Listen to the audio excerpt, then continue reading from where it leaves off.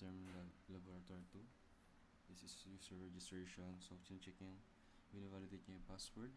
So, yun ginagawa ng system na to is, ayan, user registration. Kinukuha niya yung name, user type, and username. After nun, kukunin niya naman yung password, tapos i-validate niya. Ayan. Magsisimula siya mag-attempt after kuha niya yung username. Attempt na siya. Enter the said password, minimum of 8 characters, includes upper and lower case, numbers, and special characters.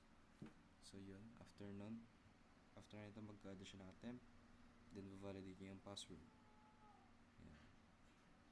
After ma-validate, and if validation message, print validation message. Ito. I-check niya muna ito. Then, ayan. So, paano niya i-check to is, ayan, minimum length.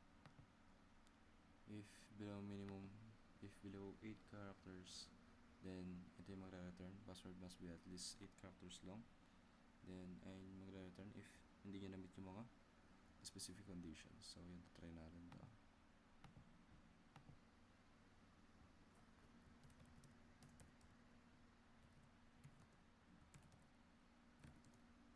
So, yun, try natin anim na password.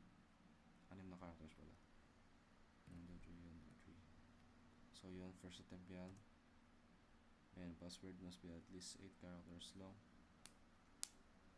So, next is, try natin walang uppercase.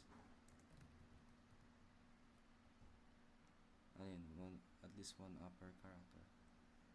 So, yun, try natin na ulitin. Then, you have exceeded the maximum number of attempts. So, try natin ulit.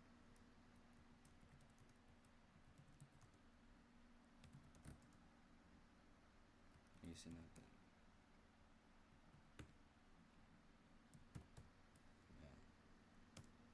Ayan na, password created successfully. Ito na, user registration successful. Renzo admin, Renzo 123, then password.